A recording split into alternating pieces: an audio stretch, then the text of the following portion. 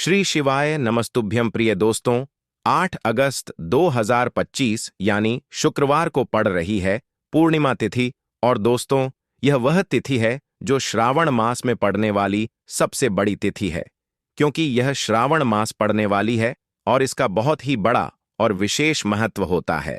पूज्य गुरु जी ने कहा है कि अगर कभी भी मौका लग जाए और श्रावण मास की पूर्णिमा तिथि को पड़ जाए तो आप लोगों को 3 तुलसी पत्ते वाला उपाय तो अवश्य ही करना चाहिए। इन दोनों का संयोग बहुत ही कम आता है। इसी के साथ में गुरु जी ने अपनी शिव पुराण कथा में बताया है कि इस दिन आपको एक 3 तुलसी पत्ते वाला उपाय तो आपको अवश्य ही करना चाहिए, क्योंकि ऐसा दिन पूरे साल में सिर्फ एक ही बार आता है। और दोस्तों, आप सभी लोग जानते हो कि शुक्रवार का अगर सबसे बड़ा कोई उपाय है तो वह 3 तुलसी पत्ते वाला उपाय तो दोस्तों श्रावण मास की पूर्णिमा तिथि के दिन आप लोगों को इस 3 तुलसी पत्ते वाला उपाय को जरूर करना है। बहुत सारे लोग होंगे जिन लोगों ने इस उपाय को ना किया हो, मतलब पूरा साल निकल गया, उन्होंने किसी भी दिन इस 3 तुलसी पत्ते वाला उपाय को ना किया हो। पर दोस्तों, आपके पास एक आखिरी मौका बचा हुआ है, जो कि 8 अगस्त 2025 श्रावण मास की शुक्रवार के दिन है। इस दिन आप लोगों को इस वाले उपाय को जरूर कर लेना है। भले ही आपने पूरे महीने भर इस उपाय को ना किया हो, पर अगर आपने इस श्रावण मास के पूर्णिमा के दिन अगर इस वाले उपाय को कर लिया तो आपको इस उपाय को करने का वह फल मिलेगा जिसकी आपने कभी कल्पना भी नहीं करी होगी। इसीलिए आप लोग इस वाले उपाय को एक बार जरूर कर लेना है, ताकि आप लोगों के हाथ से यह मौका ना जा सके और आपको इस उपाय को करने का फल मिल सके। दोस्तों, यह उपाय पंडित जी ने अपनी अभी की ही श्री शिव महापुराण की कथा में बताया है। जी, इस उपाय को आज हम आपको बहुत अच्छे से समझाने वाले हैं। इस वीडियो को देखने के बाद इस उपाय को समझने के लिए आपको कोई और वीडियो को देखने की जरूरत नहीं पड़ेगी। तो चलिए दोस्तों, उपाय को शुरू करते हैं। देखिए, यह इस श्रावण मास के पूर्णिमा तिथि के दिन यह इतना खास होता है, इतना महत्वपूर्ण होता है। देखा गया है कभी कभी बड़े बड़े पूजा पाठ अनुष्ठान से जो मनोकामना पूर्ण नहीं होते, वह श्रावण मास की पूर्णिमा तिथि के दिन एक छोटे से उपाय करने से ही आपकी मनोकामना पूर्ण हो जाती है। और बहुत सारे लोगों ने इस उपाय को किया भी है और उनको इस उपाय को करने का फल भी जरूर मिला है। अगर आप लोग भी इस उपाय को करना चाहते हैं तो आप इस उपाय को पहले अच्छे से समझ लेना, सुन लेना, उसके बाद करना। आपको इस उपाय का फल जरूर मिलेगा और इस उपाय को कर लेने से आपके घर में चाहे किसी भी प्रकार की दुख और समस्या क्यों ना चल रही हो, आपको उसका कारण भी नहीं पता है कि भाई यह समस्या किस कारण से चल रही है। उसका कुछ भी कारण हो सकता है, जैसे पितृदोष हो सकता है या किसी भी तरह का मंगल दोष भी हो सकता है। तो इस दिन आप लोगों को यह वाला उपाय कर लेना है। यह एक ऐसा उपाय है जिस उपाय को अगर किसी विशेष दिन पर किया जाए तो भाई उस विशेष दिन का जो है वह तो हमें मिलता ही मिलता है। पर हमने उस दिन पर इस उपाय को किया है तो हमें उससे भी बड़ा फल मिलता है, और फल बहुत जल्दी मिलता है, क्योंकि आप इस उपाय को बहुत ही बड़े और विशेष दिन पर कर रहे हो। तो चलिए अब उपाय के बारे में बात करते हैं, लेकिन उससे पहले आप लोगों को यह जानना आवश्यक है कि आखिर यह उपाय किस समय करना है, किसको करना है और कैसे करना है। तो चलिए हम आगे आपको वीडियो में एक एक करके बता देते हैं। लेकिन उससे पहले अगर आप लोग हमारे चैनल पर पहली बार आए हैं या फिर मेरी आवाज आज पहली बार सुन रहे हैं, तो हमारे चैनल द मतंग वास्तु को सब्सक्राइब जरूर कर लेना और इस वीडियो को लाइक करके कमेंट बॉक्स में श्री शिवाय नमस्तुभ्यम ओम नमः शिवाय जरूर टाइप कर देना। तो दोस्तों, इस 3 तुलसी पत्ते वाला उपाय को हमें इस श्रावण मास की पूर्णिमा तिथि के दिन कैसे करना है, किसको करना है, किस समय करना है और कहां पर करना है, ये सारे सवालों के जवाब आपको इस वीडियो में मिल जाएंगे। और जो ये वीडियो देखेगा भाई, उसको 3 तुलसी पत्ते वाला उपाय जरूर करना चाहिए, क्योंकि इस दिन तुलसी पत्ते का भी बहुत ही बड़ा और विशेष महत्व होता है। आ जाए 3 तुलसी पत्ते वाला उपाय की, तो यह सोने पर सुहागा वाली बात हो जाती है और यह एक बहुत ही बड़ा उपाय हो जाता है इस श्रावण मास की शुक्रवार का। तो अब दोस्तों, इस 3 तुलसी पत्ते वाला उपाय को आखिर करना किसको है, सबसे पहले हम लोग वह बात जान लेते हैं। तो देखो, घर की जो बड़ी माताएं बहनें होती हैं, उन माताओं बहनों में से कोई भी एक बड़ी माता बहन इस वाले उपाय को कर सकती है। और दोस्तों, अगर आप चाहे तो अपने घर में से सभी सदस्यों को भी इस उपाय को करवा सकते हैं। अगर किसी व्यक्ति की खुद की कोई मनोकामना है, खुद की कोई दुख और परेशानी है जो कि वह अपने लिए ही करना चाहता है, इस वाले उपाय को तो वह खुद अपने लिए भी कर सकता है। बाकी अगर कोई घर में से ऐसा है जो कि अपने पूरे घर परिवार की सुख और शांति के लिए यह वाला उपाय करना चाहता है, तो भाई वह भी कर सकता है। उसमें भी कोई दिक्कत वाली बात नहीं है। कहने का मतलब यह है कि इस उपाय को हर एक सदस्य भी कर सकता है और पूरे घर परिवार के सदस्य के लिए घर की बड़ी माताओं बहनों में से कोई एक माता बहन भी कर सकती है। माताएं बहनें अगर घर में उपस्थित ना हो या वह यह वाला उपाय ना कर पा रही हो, तो फिर घर का कोई बड़ा सदस्य भी इस 3 तुलसी पत्ते वाला उपाय को कर सकता है। चाहे फिर वह पुरुष ही क्यों ना हो, उसमें कोई भी दिक्कत वाली बात नहीं है। उसके बाद में दोस्तों दोस्तों अगला प्रश्न निकल कर आता है। वह यह आता है इस उपाय को लेकर कि आखिर इस उपाय को हमें किस समय करना है। सुबह के समय करना है कि शाम के समय करना है? तो देखो, इस वाले उपाय को आप लोग सुबह के समय भी कर सकते हो और शाम के समय प्रदोष काल में भी कर सकते हो। अब अगर आप पूछो कि भाई सबसे उत्तम समय कौन रहेगा इस 3 तुलसी पत्ते वाला उपाय को करने का, तो हम आपसे बस यही कहेंगे कि इस उपाय को आप सुबह के समय करेंगे तो ज्यादा बेहतर होगा। बाकी अगर प्रदोष काल शाम के समय भी करेंगे तो भी अच्छा होगा, उसमें कोई भी दिक्कत वाली बात नहीं है।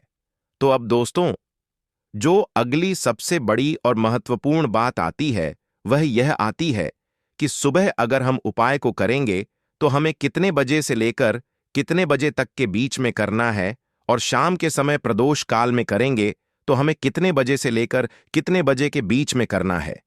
तो देखो, सुबह जितनी जल्दी हो सके आप उपाय को करने की कोशिश करना। बाकी अगर किसी कारणवश लेट भी हो जाओ, थोड़ी देर भी हो जाए, तो 10 या 11 बजे तक भी आप उपाय कर लेना, पर 12 बजे से ज्यादा देरी ना हो। ठीक है, इस बात का ध्यान रखना। उसके बाद में दोस्तों, अगर शाम के समय प्रदोष काल की बात करें, प्रदोष काल का जो समय है होता है वह शाम के 6 बजे से शुरू हो जाता है। मतलब शाम के 6 बजे से लेकर 7 बजे के बीच का जो समय होता है, यह समय प्रदोष काल का समय होता है। तो आप इस उपाय को 7 या 8 बजे के बीच में भी कर सकते हो।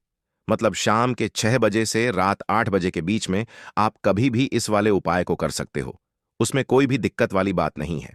तो देखो दोस्तों, सबसे पहला उपाय देखिए आपको क्या करना है। देखिए, श्रावण मास के दिनों में विशेषकर भगवान शिव और माता पार्वती और विष्णु भगवान का पूजन किया जाता है। अब साथ ही साथ पूर्णिमा तिथि का दिन भी पड़ गया है, तो ऐसा समझ लीजिए आपके जीवन में धन भी आएगा, सुख भी आएगा, धन बढ़ेगा भी, और साथ ही साथ आपके जीवन के सारे संकटों को भगवान शिव जी दूर कर देंगे। तो चलिए सबसे पहले बात कर लेते हैं सबसे पहले उपाय की, जो कि शुक्रवार वाले दिन आपको विशेष करना है। और इस उपाय को करने से आपकी कोई भी ऐसी इच्छा, कोई भी विश जो अभी तक अधूरी है, पूरी नहीं हो रही है, तो आपकी बड़ी से बड़ी विश और मनोकामना भी पूरी हो जाती है जब आप पूर्णिमा तिथि वाले दिन इस पहले उपाय को कर लेते हैं। तो देखिए, आप सभी जानते हैं कि श्री हरि विष्णु जो है, उन्हें तुलसी दल सबसे प्रिय है। बिना तुलसी माता के श्री हरि विष्णु अधूरे हैं और बिना तुलसी पत्तों के श्री हरि विष्णु का भोग अधूरा है। अब श्री हरि विष्णु को प्रसन्न करके आप अपनी किसी भी मनोकामना को पूरा कर सकते हैं, क्योंकि श्री हरि विष्णु प्रसन्न हो गए तो आपकी कोई भी विश और इच्छा, मनोकामना अधूरी नहीं रहेंगी। देखिए, हम सभी के घरों में माता तुलसी का पौधा अवश्य ही होता है। तो देखिए, हमें तुलसी जी के पौधे से सबसे पहले तो 3 पत्ते तोड़ने हैं। देखो, पूर्णिमा तिथि वाले दिन आपको तुलसी के पत्ते नहीं तोड़ने हैं। तो देखिए, तुलसी जी के आपको 3 पत्ते तोड़ लेने हैं, और इन तुलसी जी के पत्तों को तोड़ने के बाद आपको एक चुटकी हल्दी भी अपने साथ में लेनी है। हल्दी के अंदर आपको जल मिलाकर के पेस्ट के रूप में तैयार करना है, और इसी के साथ में आपको एक दीपक भी लेना होगा। दीपक आप मिट्टी का भी ले सकते हैं, आटे का भी ले सकते हैं, और इस दीपक में आपको शुद्ध घी डाल के इसमें आपको लंबी रुई की बाती का प्रयोग करना है। देखिए दोस्तों, आपके पास है 3 तुलसी जी के पत्ते हैं। तो पहला जो तुलसी जी का पत्ता है, उस पर आपको सबसे पहले तो जो आपने हल्दी ली है उसकी एक बिंदी लगानी है। और पहला जो तुलसी जी का पत्ता है, आपके घर में भगवान विष्णु का चाहे कोई सा भी स्वरूप हो, चाहे लड्डू गोपाल जी का स्वरूप हो, या फिर भगवान कृष्ण की आपके मंदिर में प्रतिमा हो, या फिर भगवान श्री राम की प्रतिमाएं, उनके सामने आपको पहला तुलसी जी का पत्ता अर्पित करना है। अब देखिए दोस्तों, आपके पास जो 2 तुलसी जी के पत्ते हैं और आपके पास जो एक दीपक है, इन्हें आपको लेकर के पहुंचना है। अपने ही घर में तुलसी जी के पौधे के पास में देखिए। सबसे पहले तो आपके पास जो 2 तुलसी जी के पत्ते हैं, उन पर भी आपको हल्दी की एक एक बिंदी लगानी है और उन दोनों ही तुलसी जी के पत्तों को आपको अपने घर में तुलसी जी के पौधे के वहां पर ही अर्पित कर देने हैं। और इस प्रकार से यह दोनों पत्ते भी तुलसी जी के पौधे के पास में अर्पित करने के बाद अंत में जो आपके पास एक लंबी बाती का दीपक है, इसे आपको तुलसी जी के पौधे के पास में ही प्रज्वलित कर देना है। जो भी व्यक्ति अपने ही घर पर इस प्रकार से तुलसी जी के 3 पत्तों का यह उपाय कर लेता है, तो उसका परिवार हमेशा खुश रहता है। उसके परिवार में कभी भी कोई भी संकट उत्पन्न नहीं होता है और यदि आपके घर में जो भी गृह क्लेश है वह भी समाप्त होते हैं, तो इस प्रकार से यह सुंदर सा उपाय करना है। अब बात करते हैं अगले उपाय की।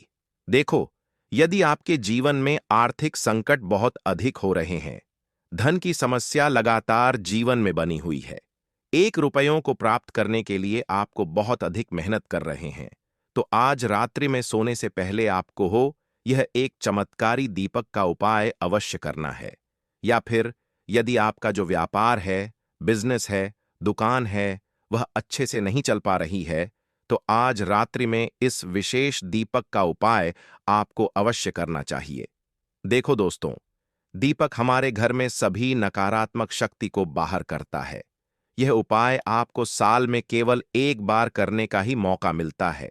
देखिए, इस उपाय के लिए आपको तुलसी जी की जो सूखी लकड़ी होती है, उसे ले लेना है। देखिए दोस्तों, यदि आपके पास पुरानी तुलसी जी की लकड़ी है, तो उसे आप ले सकते हैं। तुलसी जी जो लकड़ी है, वह सूखी हुई है, तो उसकी लकड़ी आप तोड़ करके इस्तेमाल कर सकते हैं।